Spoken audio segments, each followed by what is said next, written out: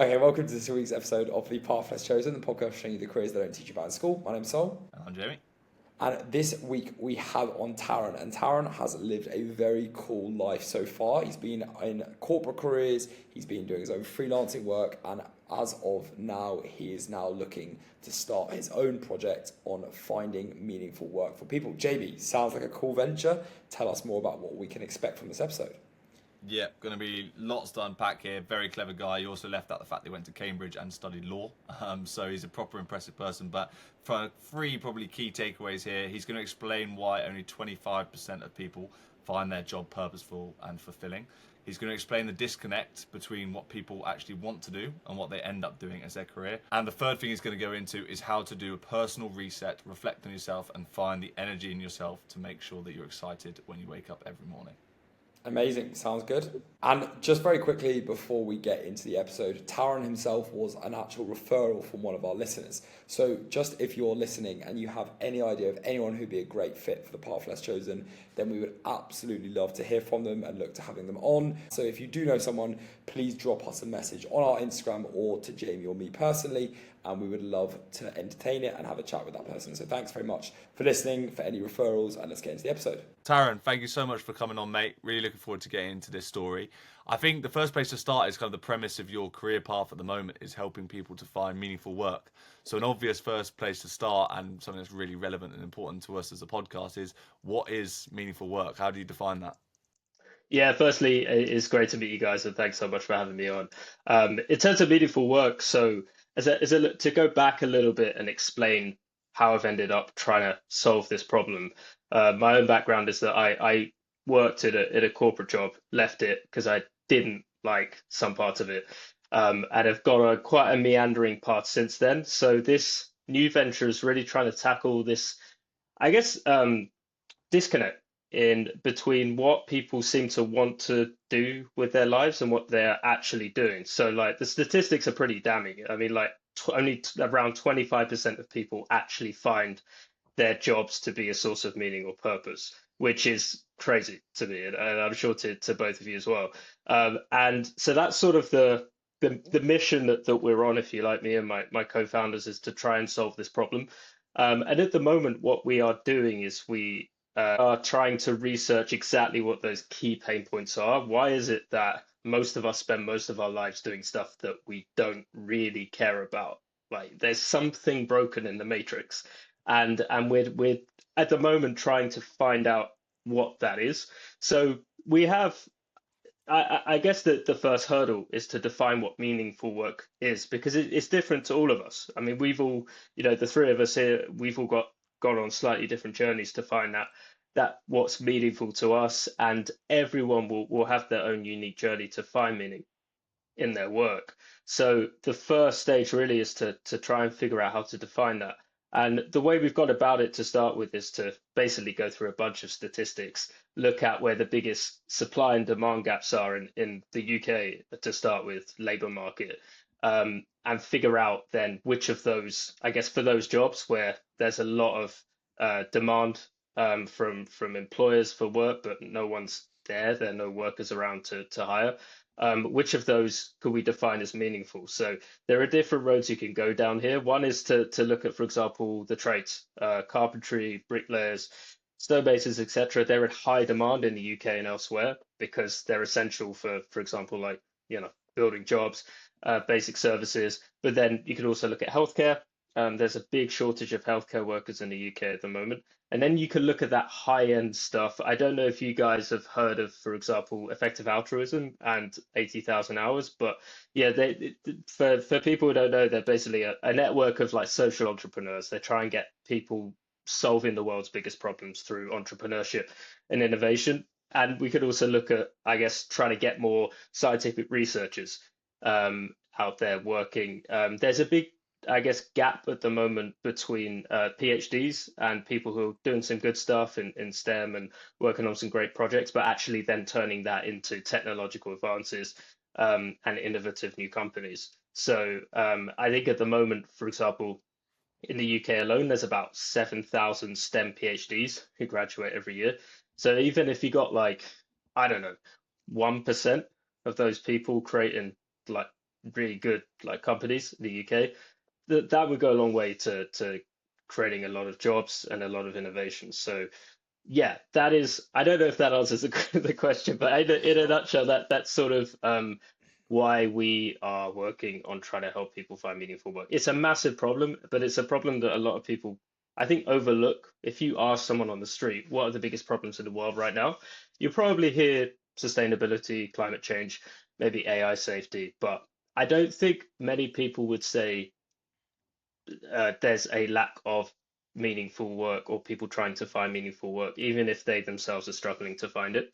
It's sort of a hidden problem that a lot of people overlook, but I think is central to really like, I guess, make it like happier, more fulfilled people in life, and therefore Sure. like further in society. So yeah.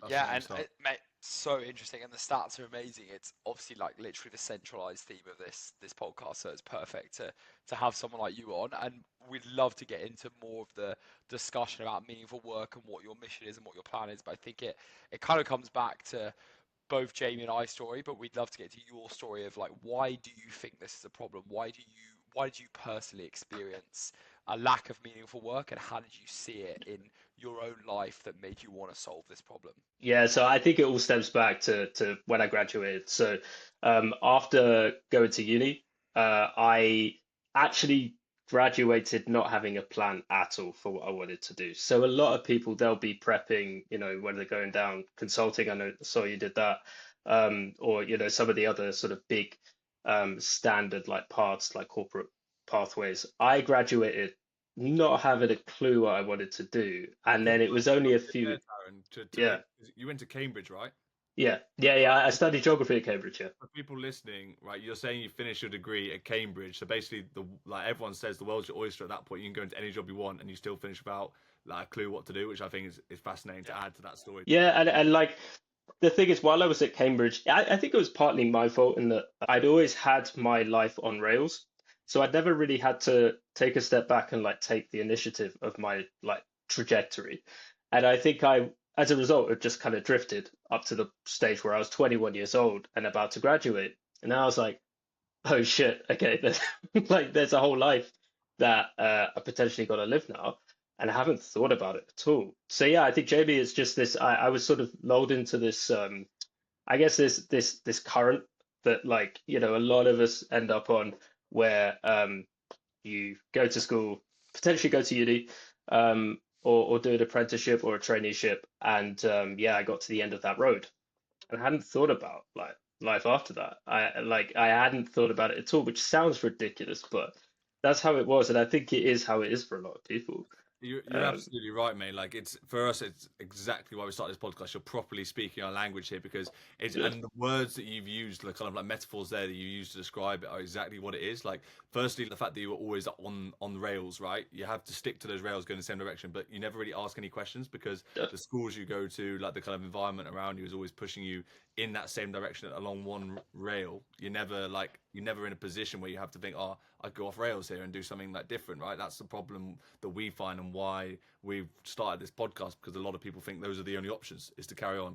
And then the current as well is everything is just flowing in one direction towards the ultimate goals. It's actually quite rare then to get into a position, and I hope my sister listens to this episode as well because she's currently studying at Cambridge, and like I hope that she doesn't just think, okay, well, because I went to Cambridge I have to go to one of these like big like headhunted jobs or whatever. I could actually go and do something for myself, which is amazing, and what you've done. So how did you have I don't know what the word is, but like the courage or like just the kind of mindset or the open mindedness to be able to spot an opportunity to go off rails at some point, having gone pretty much all the way to the end of those rails to then step into a big corporate job? Yeah, well, initially I didn't have the courage to go off the rails. I went really, straight into like I guess the center of the corporate world by working for Amazon.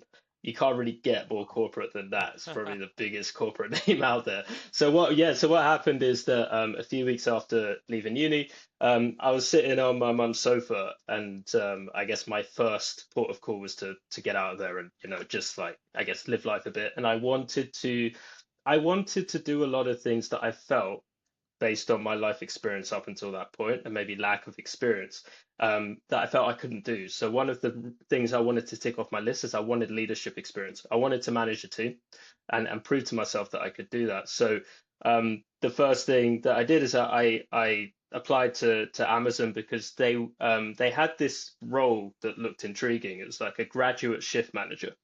And what it meant is that I was basically running a shift in a warehouse, in one of the Amazon warehouses. And I applied to it. It was the first job I applied to, and I got it.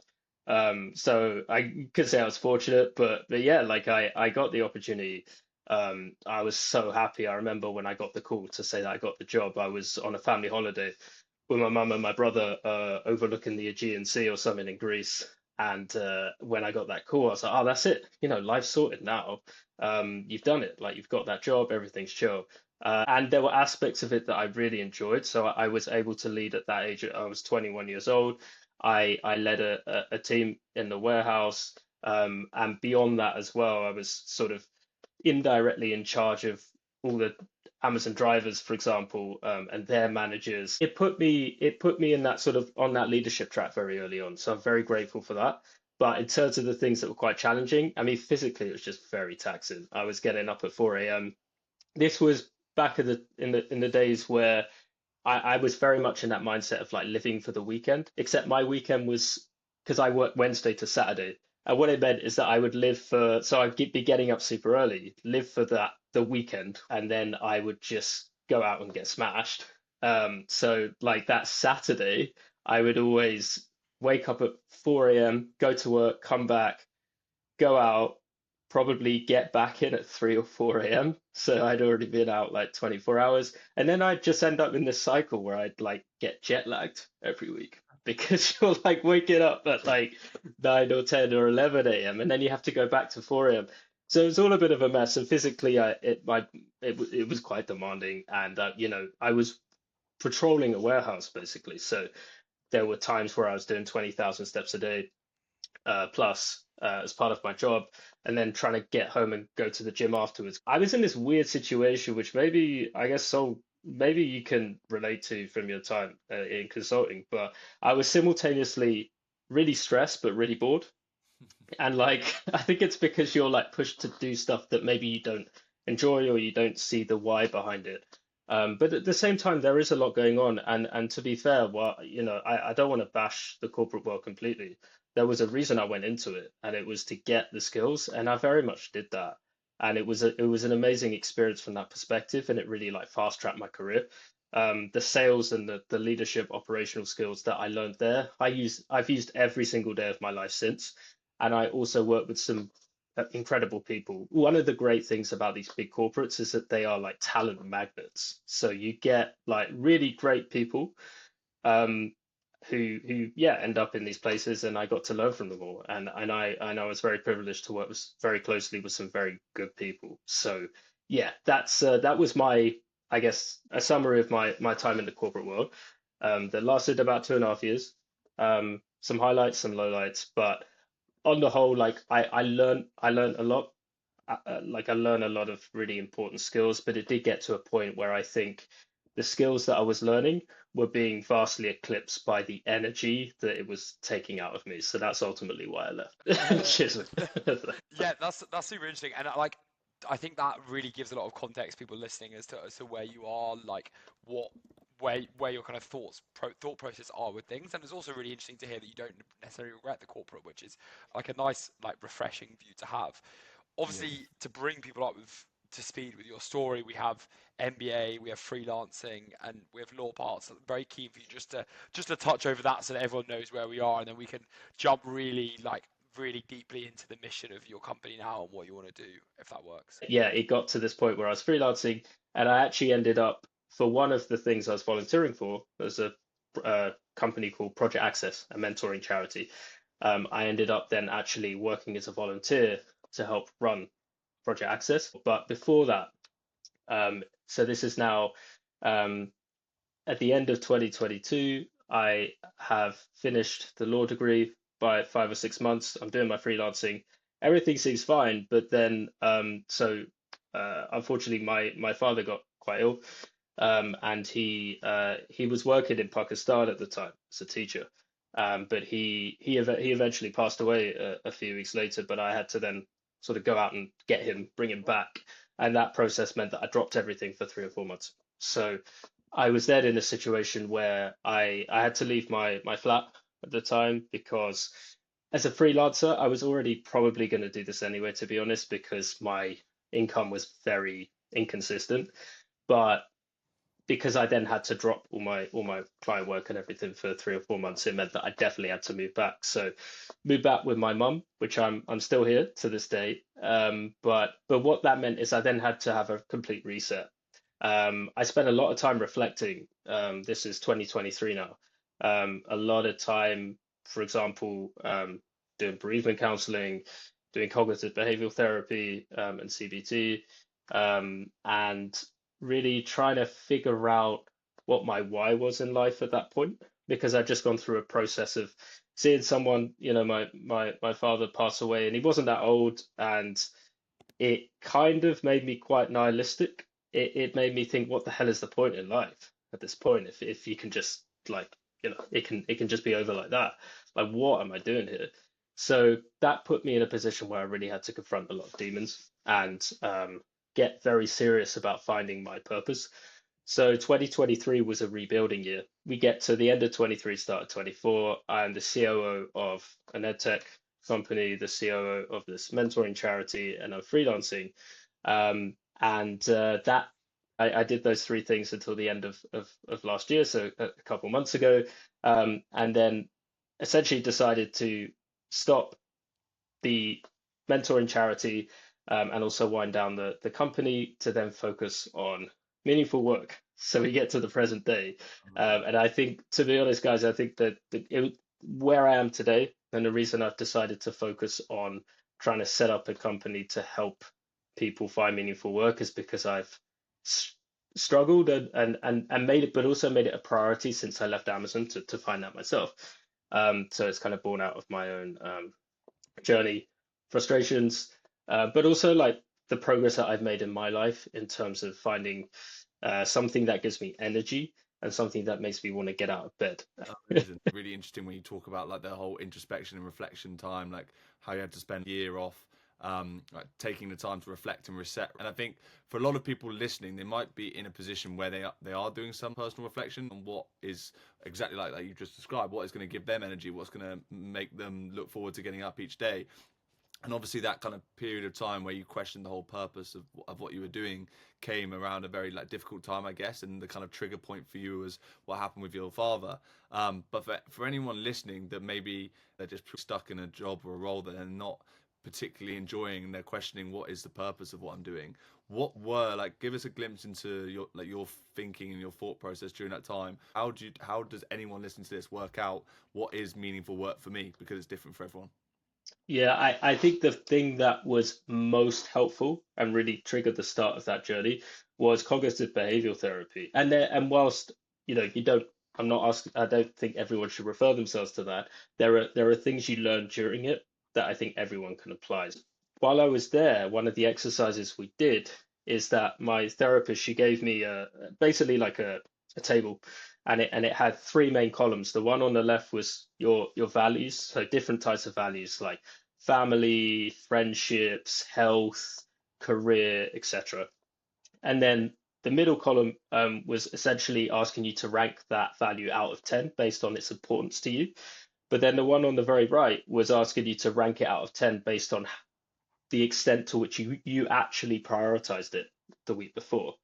And it was a really helpful exercise for me because no one had ever sat me down and said, okay, what do you actually give a shit about? And this exercise forces you not only to think about things that you think you care about, but to actually be honest about whether you prioritize them in your life.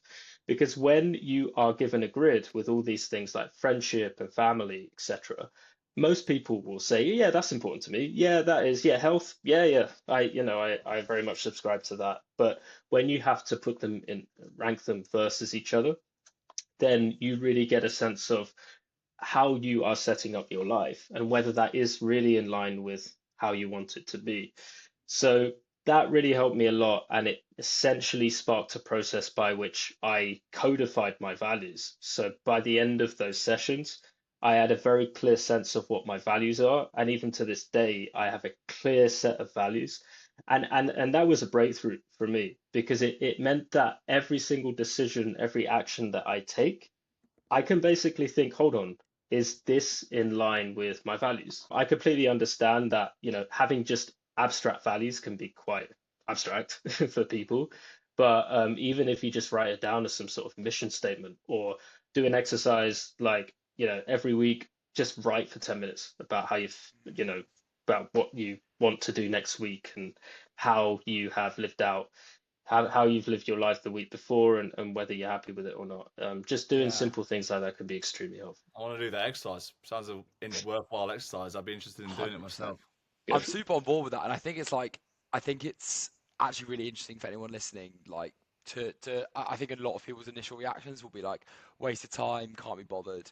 But I can only add in my flavor, which is that I did the same thing and it actually helped me so much because I worked out what my values were and what my goals were, and actually, just as I left one of my corporate jobs, I got a job offer which was actually like seriously attractive. It was more money, less hours, and if I hadn't worked out what my values and what my goals were, I would have taken that job and I wouldn't be where I was now. But because I then had my blinkers on and I knew what I wanted and what I didn't want, it actually made the decision to say no very easy. And had I, I would be in a completely different position if I had taken that now. And it's all because of this exercise and having a good understanding of what my values are. So I can only attest to how important that is. And also, to anyone listening, like, it makes life a lot easier once you know what your values are because it makes it very clear what you should and shouldn't be doing, which is really nice to have as well, as opposed to feeling confused and getting shiny object syndrome with everything everywhere. So yeah, I love that. I love that exercise. Yeah, and I think it comes back to some of the my initial findings in this research I'm doing for this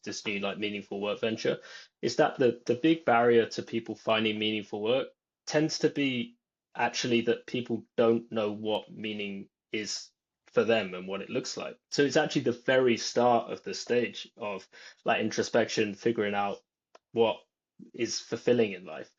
That seems to be the biggest barrier, not necessarily then going out and finding the job to match your sense of meaning. A lot of people just don't know what meaning means to them. And it's partly because the corporate world, the world in which we live, is designed to give you less time to think about that. Because essentially, if everyone was an entrepreneur and a freelancer, society would collapse. Like it wouldn't really function. And the way that we I guess indoctrinate people, I think, into the corporate world is that you give them, I guess, a stable job, stable income, um, a clear sense of your role, I guess, and a clearly defined hierarchy. But in order to, I guess, persuade or encourage people to stay in those jobs for a long period of time, you probably want to keep the amount of time they have to be introspective to a minimum, so that they feel that that tide of the corporate world and the corporate ladder is the only thing that they can go down. And I'm not trying to be overly cynical of the corporate world either. As I worked at Amazon and I met some people who are very successful in it, and I also had some incredible people around me. But I think it's safe to say, that the data suggests that for the majority of people, for over 50% of people, as a minimum, the corporate world is probably not the best place for them, or at the very least, isn't providing meaning for them at this very moment in time. Yeah, no, really interesting. It's properly got me thinking. I think actually Sol and I after this, when we do our reflections, will come up with some like really key bits that maybe how we frame this podcast as well around some of these bits is really interesting. So I hope a lot of people listen to this and start kind of just contemplating, do a bit of introspection in themselves as well, and start working out things that work for them. But just to get a sense of where this mission is going, what does the next few years look like in terms of what you're doing with this EdTech platform? How are you aiming to make a big difference, have a big impact in this space? Yeah, so initially to start with, what we're trying to do is we're trying to find maybe one or two industries where the work that can be done is meaningful. So adds value to society, to employers, but also the people who go on to go and work in that field. Um, but also we're looking for essentially a an industry or two where there is a clear need for people who, I guess, are looking for meaningful work and are looking to solve meaningful problems in the world. And so initially, like at this stage, we are just trying to find that way in because, as you said, Jamie, we could just come up with a platform for people who want to do meaningful work. And when I was starting this venture, that was very much what we were planning to build, this sort of everything platform. We were going to have pathways for people who wanted to go into different meaningful careers. So, for example, in healthcare, looking at sustainability, AI safety, etc.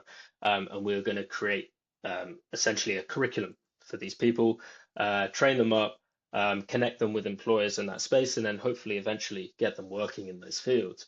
But the problem is that from a business perspective, you need to, in order to be successful, at least initially, you need to a normally solve a problem, a niche, acute pain point that people are willing to pay you to solve.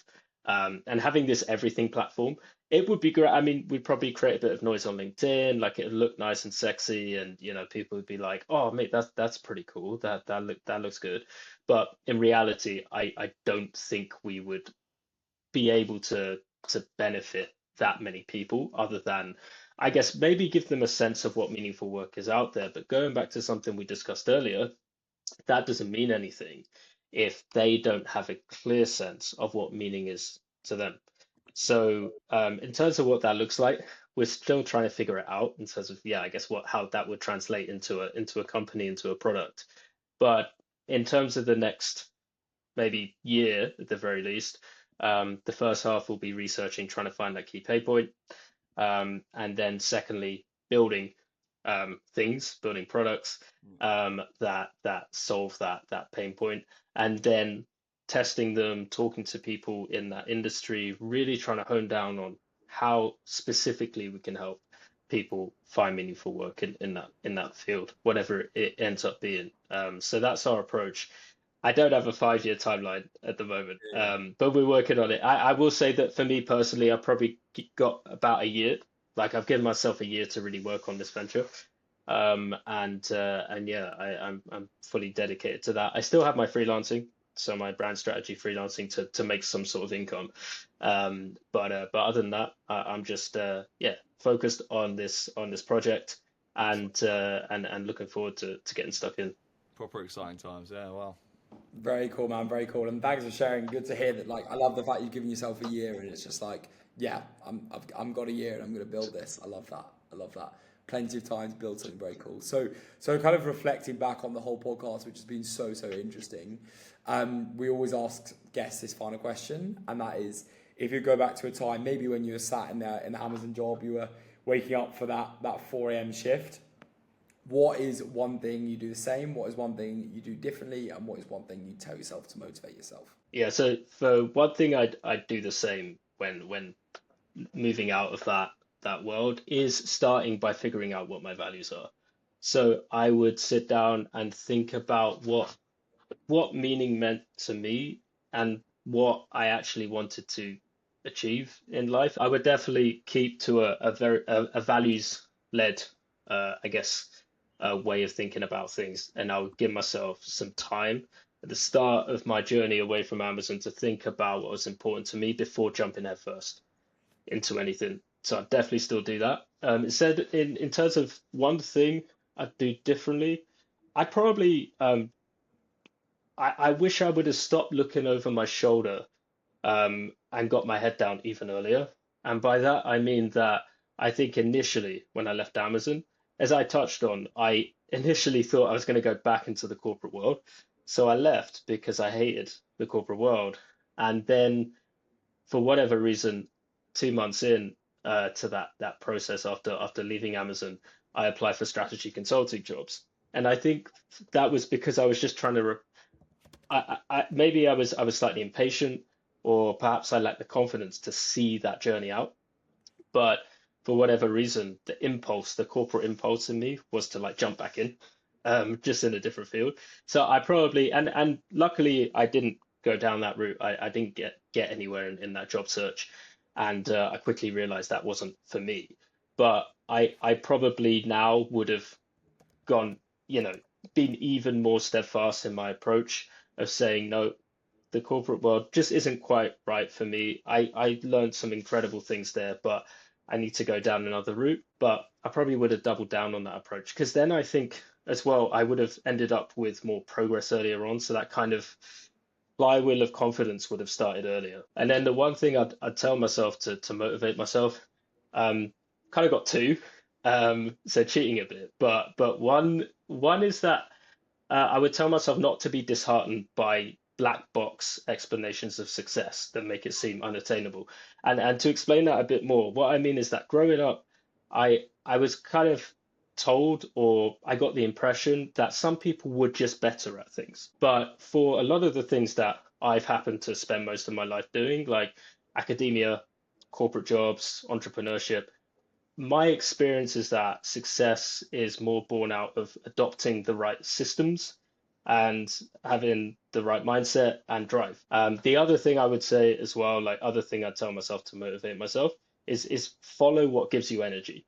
So right back now in my first role at Amazon, in my corporate job, my first manager, she really taught me the importance of energy. We were working in the warehouse, and she would come in at whether it's 3 a.m., 3 p.m., she'd be there where she needed to be, and she would be bounding about the warehouse floor. And I was like, how on earth has she got the energy to do all this? Like, what motivates her? And I remember midway through my time in that role, I think she said to me, because I think she noticed that I was a little bit uh, demotivated and maybe not getting the best out of myself. She sort of said, look, I think you need to think about what you really want to do in your career. And at the time, I remember feeling mildly defensive and annoyed because I was like, well, why do I need to do that? I think I'm doing okay. But it was only like 4 or 5 years later, I completely get what she meant, and I completely understand what she was trying to say to me because I've ended up following her advice all these years later and trying to really drill down on what was important to me. And yeah, I would say that led to me following what gave me energy.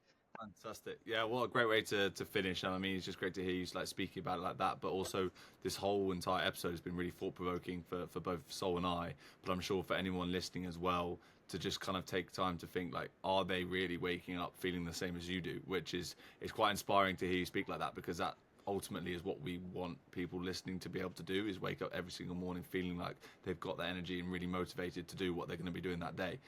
So fair play to you for reaching that position, and thank you again for sharing all of that insight with us because there's a lot to kind of dissect there, and all of the key messages that Sol and I are going to discuss afterwards. I think there's so much that we could potentially cover, but the overarching theme is just to find something that actually brings all that motivation to you, the energy to you, and make sure that you're doing a career that you find fulfilling, right? So thank you again, Taran, for sharing that with us. No worries, and thank you, Jamie and Sol. It's been a pleasure. And yeah, as you said about me, like I think both of you guys are a huge inspiration for me and also others out there. I love what you're doing. If I had a podcast like this when I left Amazon on Spotify, it probably would have made things a lot easier. So yeah, love what you're doing and appreciate you having me on. Thank you. Okay. All right. Very, very good episode. Enjoyed that a lot. Obviously, very cool to have a referral. So if someone is listening and knows someone who'd be great for the Path Less Chosen, then please do introduce us because Taran was an introduction. But to get onto the takeaways, my first takeaway, if you don't mind, Jamie, I'll fire off and go that what I liked about him is Taran was very clear that like he had actually benefited from other experiences before. And I think that's a theme that I see quite a lot of people who have done well is that they make bad experiences into useful learnings and good experiences, as opposed to saying, it'd be pretty easy to look at what he was doing at Amazon and go, that was an absolute hell on earth because of the hours and all of that sort of thing. Instead, he said it was negative, but he actually saw the positive in things. And that's great, not only for skill acquisition, but also just quite a good way to look at life and be positive, and a good learning for myself as well to look back at my corporate career and look what I learned from. So yeah, that's my first one. Yeah, definitely. No, it's a really interesting point. I think there's lots we can get into, but I think my probably key takeaway is the fact that meaningful work doesn't mean the same for everyone. I think he touched upon a few different points throughout, like what he was talking about, but actually it comes down to what is most important to you yourself before you decide what path you want to go down. And I think actually for him, what he realized is that what meant a lot to him might not mean the same to everybody else, but he's able to make a career about what he does. So when he's helping people now in the work that he's doing to find work that is meaningful to them, they need to find their own values and their own things that kind of gives them that energy, gives them that purpose, gets them drives them to get out of bed every day and enjoy what they're doing. And so yeah, I think that's really important for anyone to bear in mind, that what he was talking about was important to him. Doesn't necessarily mean that has to be important to you, but if you do some self-reflection and figure out what is important to you, that will help you find a career that you find a lot more fulfilling and give you a much better purpose with your career. 100%. Love that a lot. And I'm actually going to jump on the meaningful work one for the third takeaway, which is that meaningful work is different for everyone, but it is probably the most important thing that you can find in your life. And I think both of me and you can attest to that. Like, just day to day, we're like, what's it, a Sunday? We've done 3 hours of podcasting today. We're both working on our own work, but like having that meaningful part means life is just much easier. And I think the importance of finding meaningful work. He spoke about all of the importance of what it does for your life and how much better and why it is such an important issue. So I would say meaningful work is different for everyone, but it's also so important to basically find meaningful work because it makes life a lot better. Cool. Summing them up. The 3 things is taking learnings from different parts of your life, positive or negative. Second is meaningful work can be different for everyone, and it's just important to find what that meaningful work looks like as the third takeaway. Yeah, great episode as always, and really appreciate Taran and his time. Looking forward to the next one.